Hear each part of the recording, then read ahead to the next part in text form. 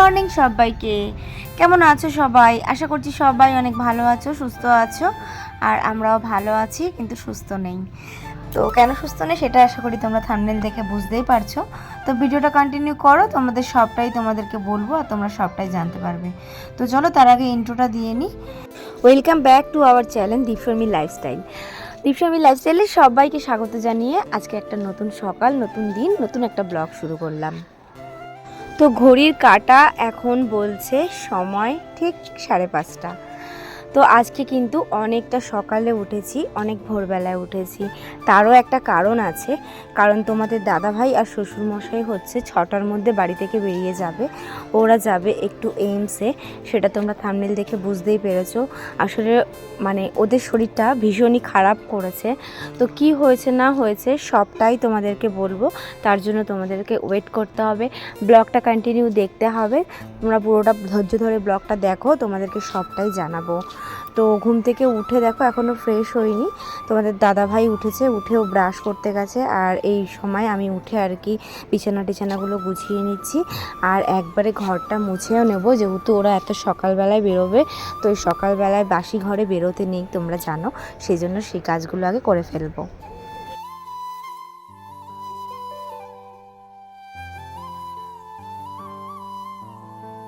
যেহেতু অনেকটা সকালে ওরা বেরোবে, এবার সারা দিনের ব্যাপার বুঝতেই পারছো। তো সারা দিন মানে ওরকম একটা জায়গায় থাকতে হবে, কতটা কি লাইন পড়বে, কতটা ওকে সময় দিতে হবে সেটা তো ও জানে না। তো একটা ক্লান্তির ব্যাপার রয়েছে, টায়ার্ড হয়ে যাবে।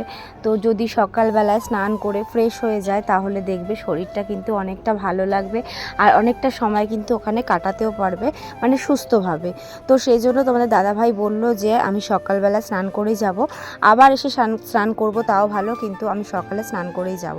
তো সেই কারণে ওকে স্নান করতে পাঠিয়েছি, ও স্নান করতে গেছে। আর ওর সব কিছু আমি রেডি করে দিচ্ছি, মানে ওর যা ডকুমেন্টস বলতে আর কি ওর প্রেসক্রিপশান, তারপর যা যা রিপোর্ট সেগুলো সব আমি ব্যাগে গুছিয়ে দিলাম, আর তার সাথে জামা কাপড়গুলো বের করে দিলাম। আসবে না, নামো আর কি, নামো টাকা দিচ্ছি, সেটা আসবে না।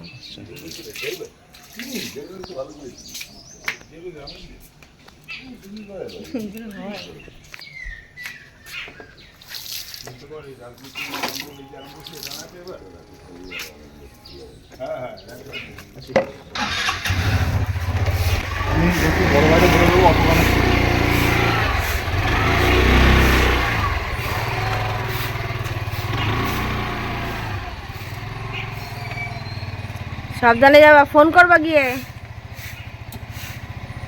টাটা টাটা দাও।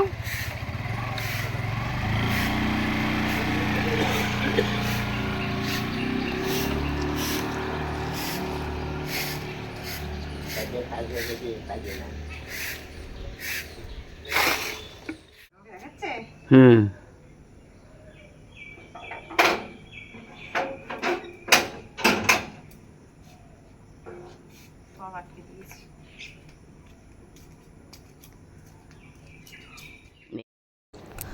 ওইদিকে বাবারা বেরিয়ে গেছে, আর আমি এদিকে ঘরের কাজগুলো সেরে ফেলছি।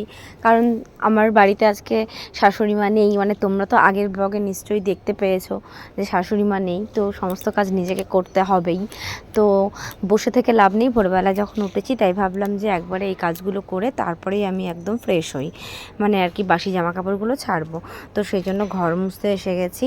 আর আজকে জানো তো, এই যে তোমাদের দাদাভাই যেই জায়গাটাতে গাড়ি রাখে, মানে আমাদের যে সিঁড়ির তলাটা, এই জায়গাটা যেহেতু গাড়ি রাখে, এই জায়গাটা না সাধারণত মোছা হয় না। দেখেছো এই জায়গাটা কতটা নোংরা হয়ে গেছে। তো যেহেতু গাড়িটা আজকে বেরিয়ে গেছে, ভাবলাম যে আজকে তাহলে এই জায়গাটা ভালো করে পরিষ্কার করে ফেলি, কারণ গাড়ির জন্য এই জায়গাটা প্রচণ্ড নোংরা হয়ে থাকে। তো সেই জন্য আগে ভালো করে ঝাড় দিয়ে নোংরাগুলোকে পরিষ্কার করেছি, তারপর দেখো এই জায়গাটা ভালো করে মুছে নিচ্ছি। জানো তো সাধারণত কিন্তু আমি ভোরবেলা উঠি না, তোমরা সবাই জানো।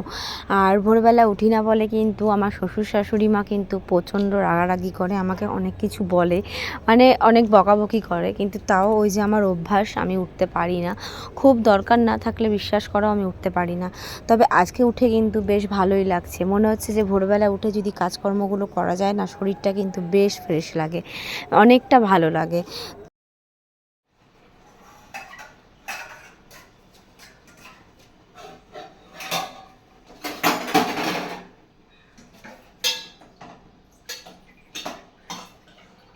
বাসে জল লাগবে না, জলতে আর ফুটে ভালো করলে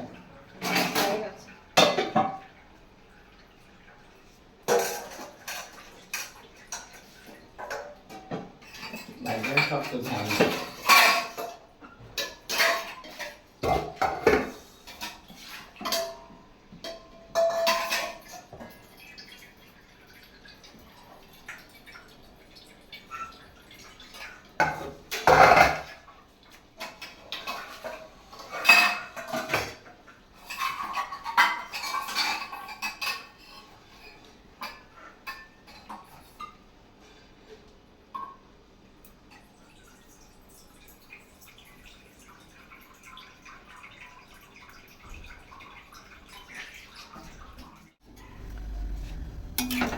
তো চলে এসেছি একদম ফ্রেশ হয়ে রান্নাঘরে। আর রান্নাঘরে এসে দেখলে যে ভাত করে ফেললাম, ভাত উপর দিয়ে দিয়েছি।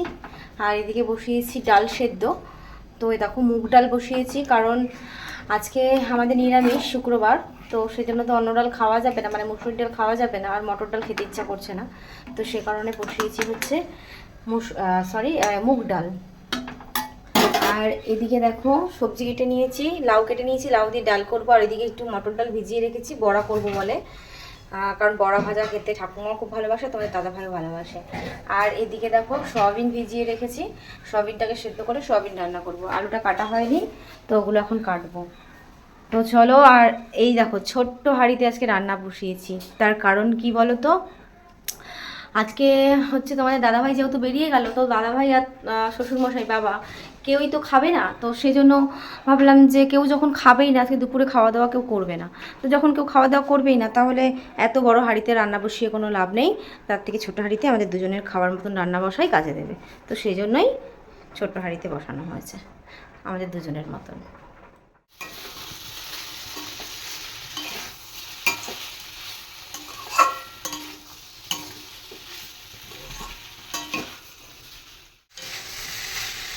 ওইদিকে ডাল হয়ে গেছে, আর এইদিকে দেখো বড়া ভাজা ভেজে রেখেছি। আর এখানে করছি হচ্ছে সয়াবিনটাকে আর কি কষাচ্ছি। তো এই সয়াবিনের মধ্যেই কটা ডালের বড়া দিয়ে দেবো, ঠাকুমার হয়ে যাবে। আর কটা ভাজা রেখে দেবো, আমাদের দাদাভাই খেতে ভালোবাসে, যদিও বা দুপুরবেলায় খাবে না, তো রাত্রেবেলায় তো খেতে পারবে, তো সেটা রেখে দেবো। আর সয়াবিনটা হয়ে গেলেই আমার এখন রান্নাবান্না কমপ্লিট হয়ে যায়। আর এখন বাজে কটা জানো, ঠিক 11টা। তো মোটামুটি আমার 11:30টার মধ্যে রান্নাঘর সব পরিষ্কার হয়ে যাবে। তো চলো রান্নাবান্না কমপ্লিট করে তারপর আবার আসছি, সাথে থাকো।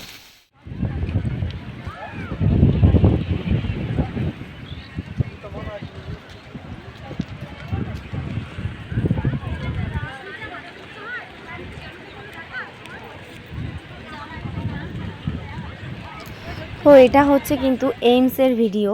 তো তোমাদের দাদাভাই যেহেতু এইমসে গেছে, তো ও গিয়ে না ওখানে কিছু ভিডিও শ্যুট করেছিল, তো ওটা আমি এই ব্লগে তোমাদের সাথে শেয়ার করে দিলাম। তো দেখো ওরা ওখানে গিয়ে পৌঁছেছে, আর এখানে নাকি ভীষণ লাইন ছিল, আর এ কারণেই ও ভিডিওটা করেছে যে এরিয়াটা দেখানোর জন্য, যে দেখো কত সুন্দর এরিয়াটার, কতটা জায়গা নিয়ে বেশ সুন্দর সাজানো গুছানো সবুজ শ্যামল পরিবেশ, তাই না বলো? A few moments later.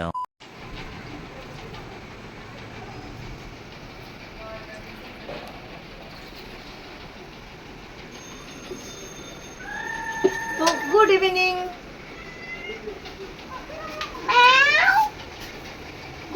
বন্ধুরা। তো অনেকটা টাইম বাদে তোমাদের সাথে আসলাম। তো এখন হচ্ছে সন্ধ্যে দিতে যাবো, গাছটা দেখছি যে সন্ধ্যে দিতে যাবো, এখন জামাটা চেঞ্জ করবো, তখন দেখছি গাছটাতে পুরো জলটা শুকিয়ে গেছে, তো সেই জন্য একটুখানি গাছটাতে জল দিলাম। আর এখন ড্রেসটা চেঞ্জ করে সন্ধ্যা দিতে যাবো। আর তোমার দাদাভাই অনেকক্ষণ এসছে, তোমাদের দাদাভাই 4টের মধ্যে বাড়ি চলে এসেছে। তোমাদের সাথে শেয়ার করা হয়নি, বুঝতেই পারছো, অনেক মানে টায়ার্ড ছিল, তো তারপর রেস্ট নিচ্ছিল। তো ডাক্তার কী বললো না বললো সবটা তোমাদের সাথে শেয়ার করবো, তো কেন গেছিলো, কী হয়েছে সবটাই শেয়ার করবো। একটু ওয়েট করো, আমি সন্ধ্যেটা দিয়ে আসি, ঠিক আছে? তো গাইজ ফাইনালি আসলাম তোমাদের সামনে সন্ধ্যে দিয়ে।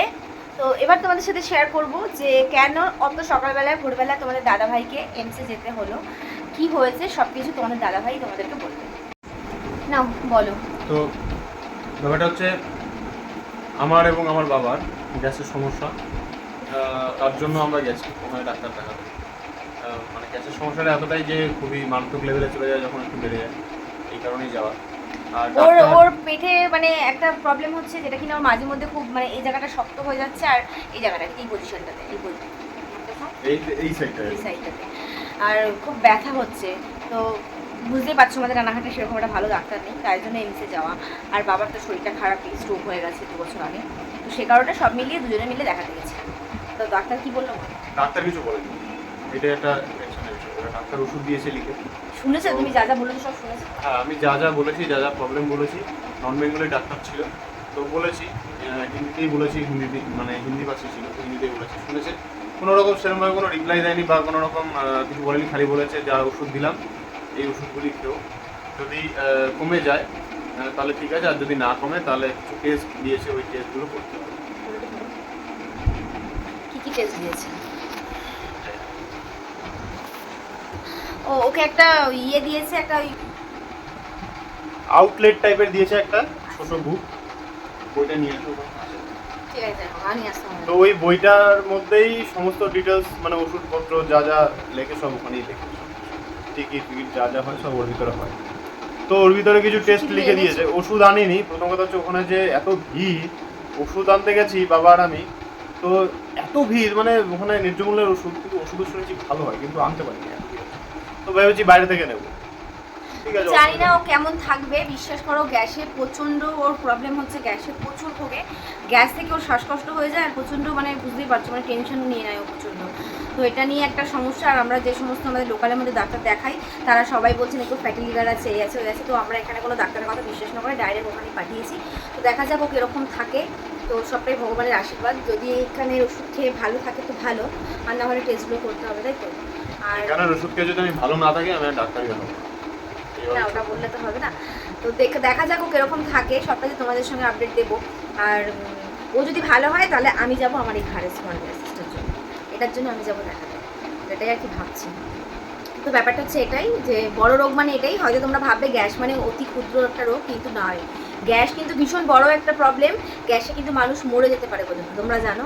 আর তোমাদের দাদাভাই বিয়ের 1 বছর আগে কিন্তু গ্যাসের জন্য মানে হসপিটালাইজড হয়েছিল, তারপর থেকেও বেশি ভয় পায়। তো এটা হচ্ছে ব্যাপার। তো সে কারণে আমি মানে খুব বাড়াবাড়ি দেখছি ওর, এই কারণেই আমি মানে চাইছি যে ওকে একটু ভালোভাবে কোনো ডাক্তার দেখাতে, এটাই ব্যাপার। এই কারণেই ও এমসে গেছিল।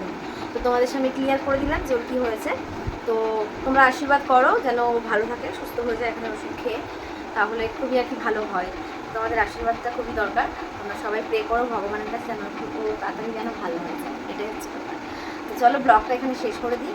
জানি না ব্লগটা আজকে কী হয়েছে, কতটা বড় হয়েছে তাও জানি না। চলো আশা করছি মানে আশা রাখছি ব্লগটা তোমাদের ভালো লেগেছে। ভালো লাগলে লাইক করো, শেয়ার করো ফ্রেন্ডস ফ্যামিলিদের সাথে। আর নতুন কেউ আসলে অবশ্যই চ্যানেলটা একটা সাবস্ক্রাইব করে দিও, সাবস্ক্রাইব করে পাশে থেকো। আর যারা ফেসবুক থেকে দেখছো ভিডিওটা তারা কিন্তু প্লিজ আমার চ্যানেলের লিঙ্কটা ডেসক্রিপশনে দেওয়া থাকবে, তোমরা গিয়ে একটা প্লিজ সাবস্ক্রাইব করে দিও। তো চলো দেখা হচ্ছে আবার নেক্সট ব্লগের সাথে, ততক্ষণ তোমরা ভালো থাকো, সুস্থ থাকো। চলো take care and bye bye. Bye করে দাও। Bye by.